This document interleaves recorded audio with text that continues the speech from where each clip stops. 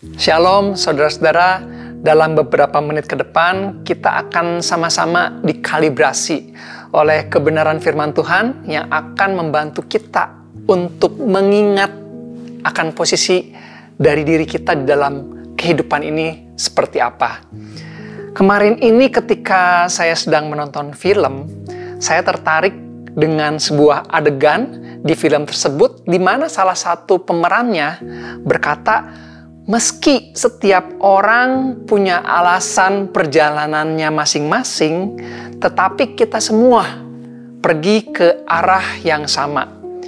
Jadi, background dari film ini bercerita tentang sebuah perjalanan kereta listrik di Jepang, dan walaupun kalimat tadi sebenarnya tidak ada kaitannya dengan inti cerita dari film tersebut, tapi entah kenapa saya tertarik dengan dialog tadi dan saya memutar kembali scene atau adegan tersebut hanya untuk membaca ulang teksnya. Lalu setelah dipikir-pikir, sama ya seperti kita yang ada di dalam kereta kehidupan ini, kita bisa punya banyak cita-cita, punya banyak keinginan, punya banyak mimpi, hidup dengan berbagai macam alasan yang berbeda-beda, namun ujungnya yaitu akan tetap sama. Kita akan tiba di tempat tujuan di mana semua perjalanan pada akhirnya akan selesai dan semuanya akan berlalu begitu cepat. Rasanya kemarin masih di bangku sekolah SMA deh. Rasanya kita ketemu terakhir 15 tahun yang lalu ya. Dan kayaknya terakhir saya ke tempat ini waktu saya belum menikah, dan lain sebagainya. Ungkapan-ungkapan tersebut membuktikan bahwa kehidupan ini berjalan dengan cepat dan tanpa disadari. Setiap orang memiliki masa hidupnya masing-masing. Tidak ada yang terkecuali, baik itu pemimpin, orang yang memiliki kuasa terbesar, orang yang memiliki harta terbanyak, sampai dengan orang yang biasa-biasa saja. Semua memiliki jatah hidupnya masing-masing. Dan pada akhirnya kita sama-sama akan keluar dari dunia ini. Oleh sebab itu banyak orang berpikir bahwa menjadi Kristen adalah jalan keluar dari segala masalah. Iya, sebagian betul. At least kita sudah memilih untuk menerima keselamatan karena hal ini hanya bisa diberikan kepada kita, hanya berupa pemberian yang tidak bisa kita dapatkan dengan usaha manusia. Tapi banyak dari manusia mengira gak perlu lagi berjuang karena semuanya udah diselesaikan oleh Tuhan Yesus di atas kayu salib. Dan belum lagi ditambah adanya ajaran-ajaran yang tidak bertanggung jawab yang mengatakan bahwa kalau ikut Yesus berarti hidup kita akan auto aman, akan auto nyaman.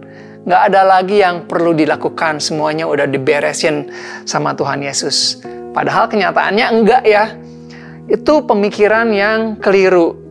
Tuhan emang mengasihi kita, Tuhan emang berdaulat atas kehidupan kita.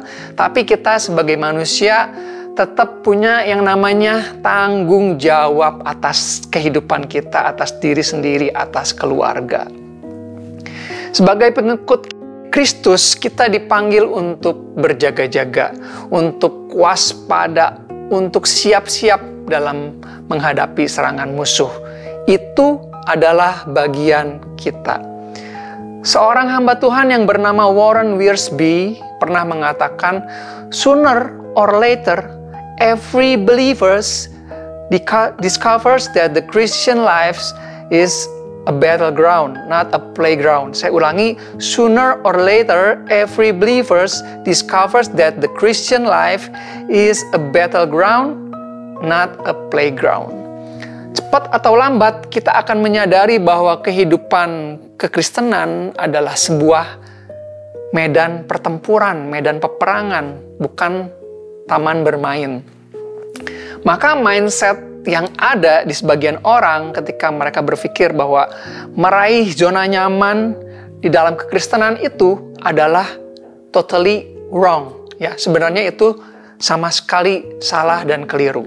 Malah izinkan saya untuk mengucapkan selamat berperang, selamat mengikuti wajib militer rohani, selamat masuk dalam barak militer. Efesus 6 ayat 13, sebab itu ambillah seluruh perlengkapan senjata Allah, supaya kamu dapat mengadakan perlawanan pada hari yang jahat itu dan tetap berdiri sesudah kamu menyelesaikan segala sesuatu. Ya, di sini disebutkan ambillah seluruh perlengkapan senjata Allah.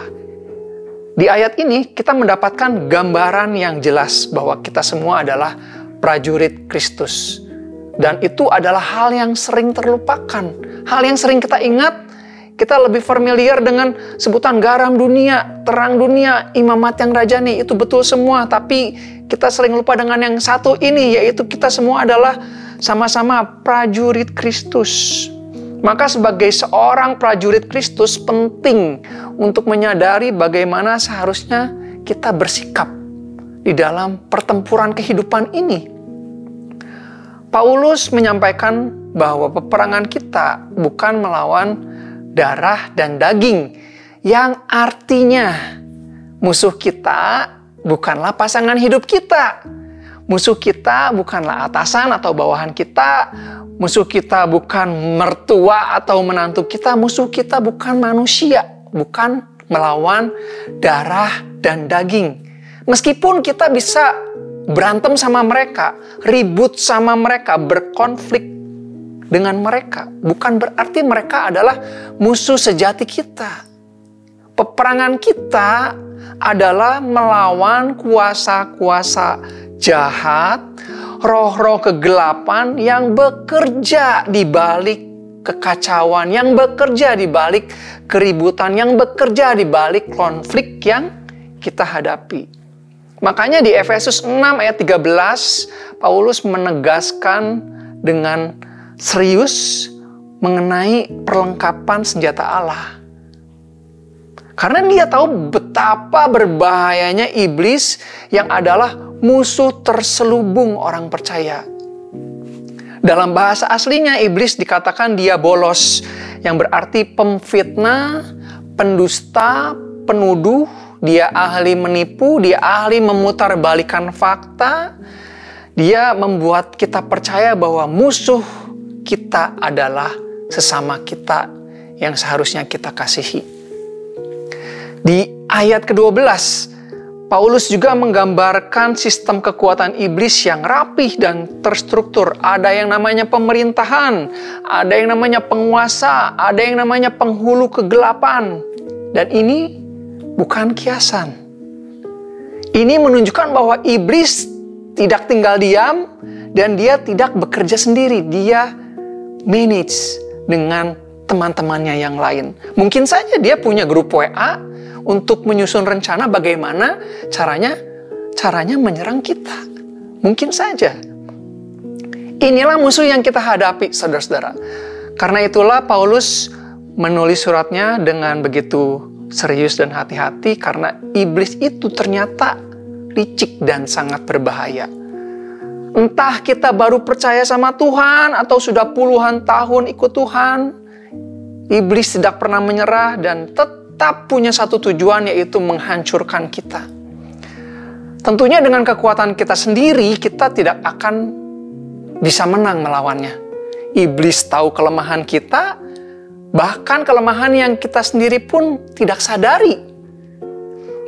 Dan penggambaran tentang hal ini sangat jelas tertuang di kitab Kejadian, di mana Hawa memakan buah pengetahuan yang baik dan yang jahat.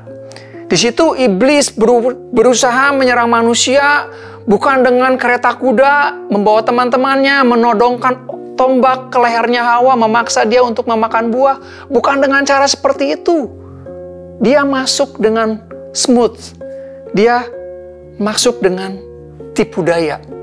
Iblis yang juga mengetahui firman Tuhan memberikan kepada Hawa sebagian dari kebenaran firman Tuhan dengan berkata, tentulah Allah berfirman dan selanjutnya dan selanjutnya. Tapi ujung-ujungnya dia menghasut Hawa untuk tetap memakan buah tersebut, walaupun pada saat itu larangan Tuhan kepada manusia hanya satu, yaitu jangan memakan buah yang di tengah taman tersebut. Di sini kita bisa mengerti bahwa Dia menyerang manusia lewat pikiran dan perasaan kita, sehingga manusia menjadi ragu sama kasih Allah dan akhirnya terpedaya oleh suntikan-suntikan si jahat yang menaruh keraguan dalam pikiran kita. Apakah betul Tuhan sesayang itu sama kita? Apakah betul niat Tuhan untuk mengasihi kita? Dan kita akhirnya menjadi ragu-ragu.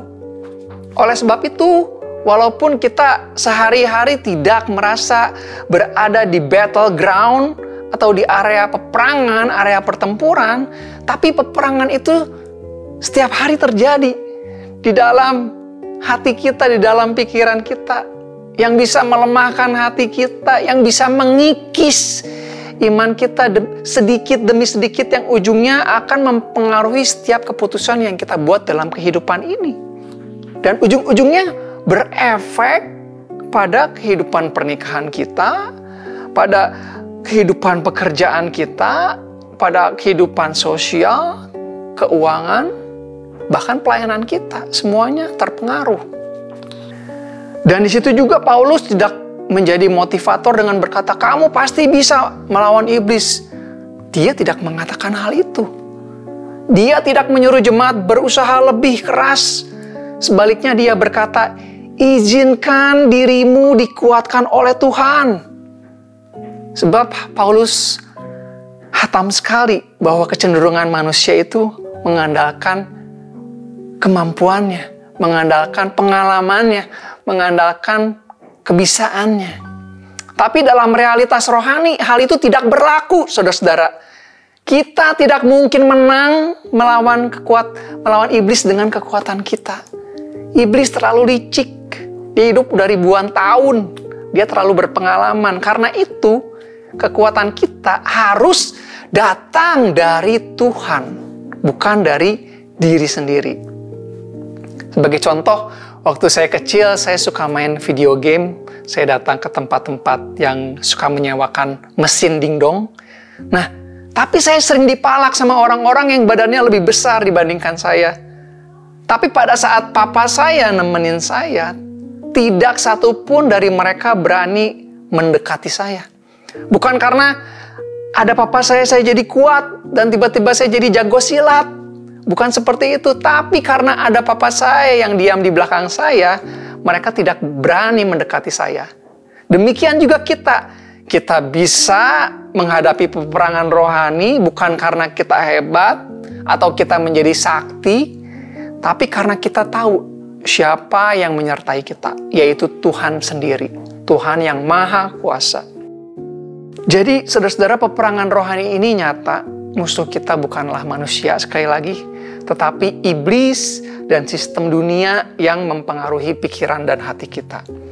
Mungkin jika hari ini ada dari antara kita yang merasa lelah karena terus-menerus gagal dalam melawan dosa, ingin menyerah saja karena kita jatuh lagi setiap harinya. Jika kita menyadari kelemahan kita dan bersandar kepada Kristus, maka kuasa Tuhan yang akan menopang kita, memampukan kita untuk bisa bangkit lagi dan melawannya.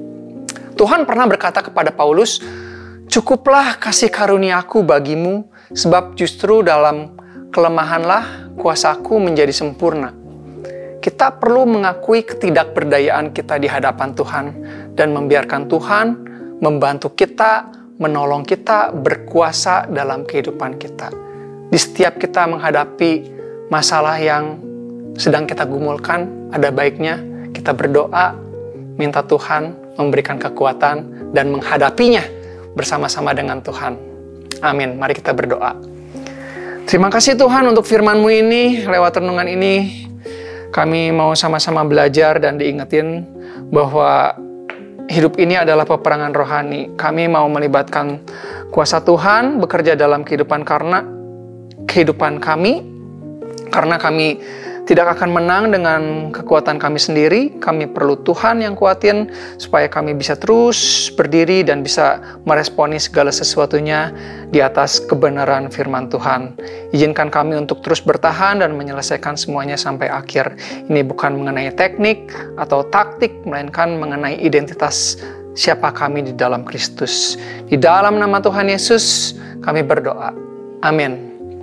Sekian saudara-saudara, sampai bertemu kembali di devotion yang selanjutnya. Tuhan Yesus memberkati.